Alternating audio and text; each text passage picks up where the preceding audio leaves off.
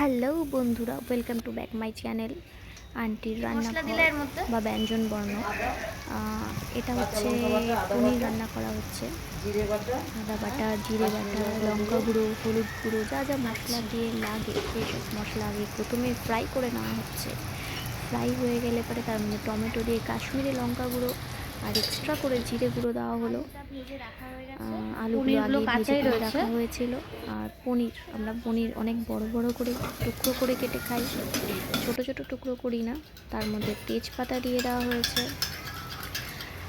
এইবার আমরা এমনি দই ব্যবহার করি। এবার মশলার মধ্যে অপশনাল, দই দিয়ে দেওয়া হলো। আপনাদের ইচ্ছে না হলে দেবেন না। দইটা দিলে পরে গ্রেভিটা একটু ঘন জল দিয়ে কারণে দই দেওয়া হয়েছে। কষিয়ে দিতে হবে।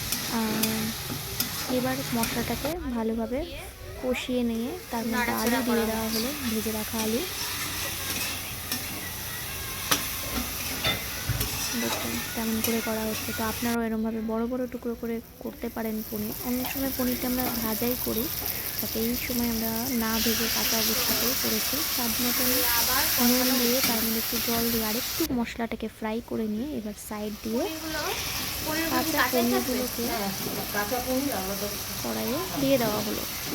এবার মশলাগুলো পনিরের উপর দিয়ে দিয়ে উল্টে দেবেন, যাতে মশলাগুলো আরও সুন্দরভাবে মশলার মধ্যে দিয়ে অ্যাবজর্ব করে নেবে পনির। এই মশলার সাথে সাথে পনিরও একদম সুন্দরভাবে মশলা ঢুকে যায়। মশলার গ্রেভিরও একটা সুন্দর কালার খেতে আরও বেশি স্বাদ হয়। আর এটা স্মেলটা তো দারুণ সুন্দর, স্মেলও বেরিয়ে গেছে।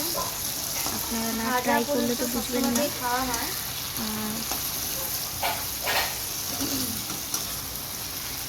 পনিরগুলো একটু সুন্দর করে পনিরগুলোর মধ্যে কালারও এসে যায়, সব একটা একটা করে মশলাটাও উল্টে পুরো দিয়ে লেগে যায়।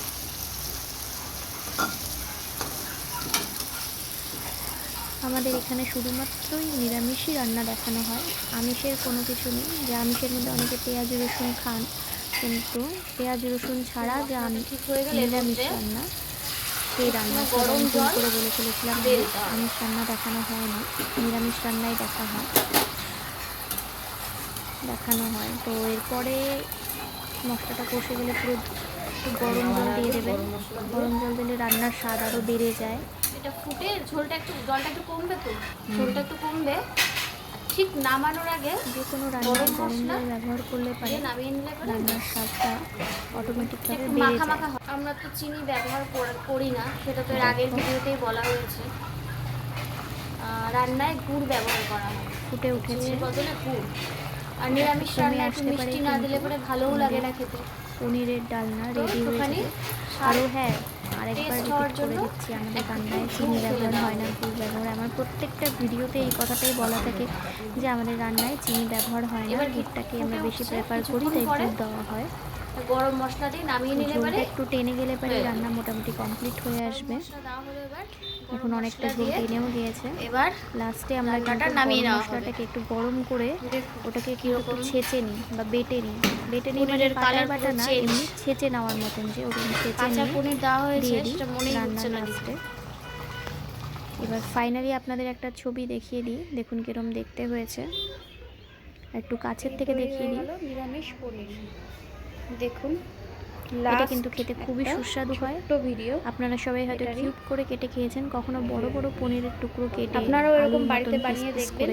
কেটে খেয়ে নিরামিষ পনির টেস্টি হবে। নিরামিষ পনির তো সবাই বানায়, কিন্তু এত বড় পিস করে